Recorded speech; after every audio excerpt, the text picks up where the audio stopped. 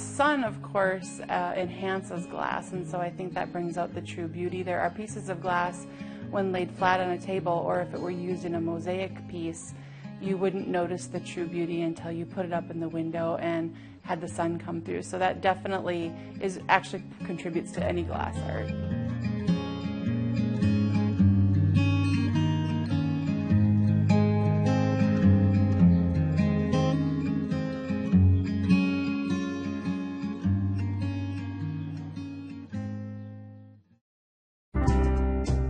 I have a studio located in Lake Park, Minnesota, which is a town of about 700 people, which might seem kind of small, but we're in a nice location between Detroit Lakes and the Fargo-Moorhead area. So we have a lot of traffic going back and forth from those destinations, and a lot of people coming to the lakes area, especially in the summer. My mom actually was the one that initially took some classes about 25 years ago, and it was something she'd always wanted to do and loved it, and so she slowly taught all of her kids. And there's 5 of us, and 3 of us pretty actively do glass in one capacity or the other.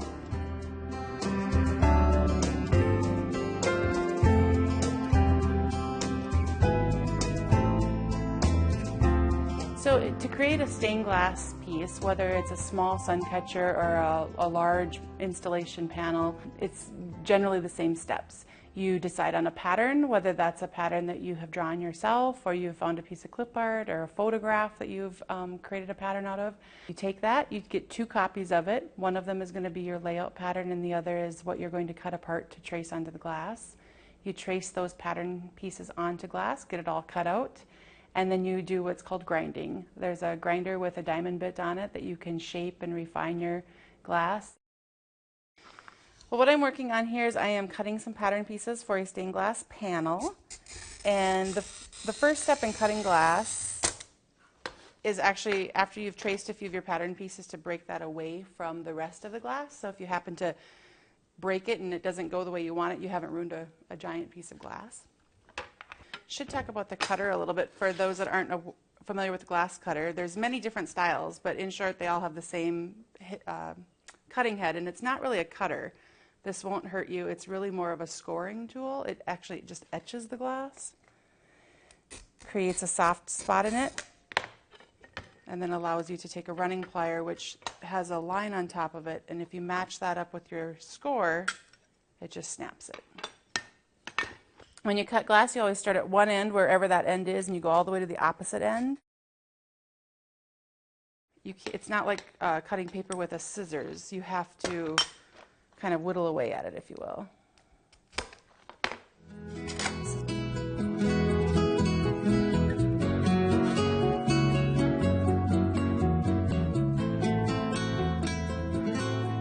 Right now they're very rough. They don't fit together quite perfectly. There's 2 different, well, just like everything, there's many ways you kind of develop your own style, but many people will cut and then grind their piece, and then cut the next piece and grind the next piece, and I tend to kind of cut everything out and then go back and fit it all together, but always having a square in one corner so that it stays nice and straight. Through this process you end up with a lot of little scrap. Glass is more of an expensive art or hobby, and it becomes quite painful to kind of throw all that away, so that kind of led me into mosaics and some repurposed art and going in different directions with it.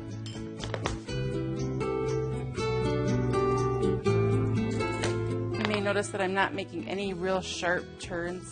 Glass wants to break straight in composition, so if you have a really sharp curve and you try to do that whole curve in one cut, your chances of breaking the piece you're trying to cut or the whole rest of your glass is more likely. As you get better, you can do a little bit sharper turns.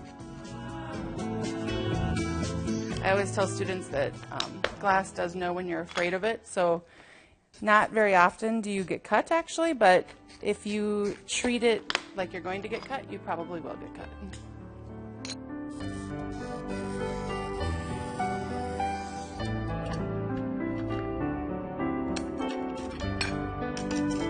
So when you're picking out glass for any project, there's a few things that you have to keep in mind. There's transparent glass, which is glass that the light comes through very easily, versus opaque glass, where the light doesn't come through quite as easily. So, you know, opaque glass is great to use in things like mosaics. It also works in stained glass windows, but you probably wouldn't take a piece of transparent glass and put it on, say, a piece of wood, because you would see the grain behind it. So you need to think about that. And then in between those two ranges, there's kind of a semi-opaque glass, if you will, in lots of different levels. There's also a difference between machine-made glass, which is all of the glass kind of on this level, where the glass is very, they have planned out a pattern, the machine creates the pattern, there's no variations, versus handmade glass, which is what you see in Tiffany lamps, or lots of church windows have handmade glass. It's the same way they made it hundreds of years ago, where they're actually putting the colors in and melting it and swirling it by hand. This tends to be more expensive. It also tends to be harder to cut because you have a lot of bumps and ridges and very different thicknesses. I like to use a good mixture of machine-made glass because it saves on cost. I like to mix in handmade glass because I think it provides a lot of visual interest and different color blends. So as I go on, I always have my mainstays that I go back to for a lot of different pieces, and then I always try to order a few new pieces that are newer in the line, just to try them out and see what they look like. Dichroic glass is a really visually interesting piece. What they do is they spray special coatings on it when it's drying and cooling. This one also has a pattern in it, and hopefully you can see that that's changing colors as I move it around in the light. I've created quite a few pieces out in the community, either on my own independently or through some community projects with some legacy funding from different entities. I have a couple pieces in Lake Park that are the city sign. That's a great big floral design that says "Welcome to Lake Park." I have a piece at the city park there as well that is some kids playing. Both of those were community projects, so the community came in and helped with those. I drew out the pattern and they came in and assembled it, if you will. I have some unique pieces that I created at the Holmes Theater and the Detroit Lakes Community and Cultural Center, where I have mixed in mosaic art along with, in one piece there's plaster, like sheetrock mud, if you will, that is part of the design that's unpainted.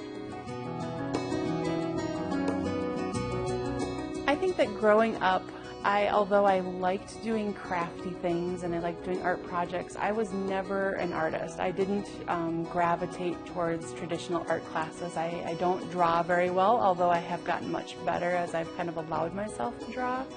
And I think that stained glass, mosaics, just the whole art world has allowed me to express myself in ways that I didn't realize that I needed or wanted until I started doing it. And I think that that's a lesson for everybody. One of the things that I tell mostly adults when they come into my studio is you have to check self-criticism at the door, because not every piece is going to be the masterpiece, and not every piece is maybe even something you're going to display, but it was a time in your life where you created something or learned something new, and you should just embrace that experience and grow from it.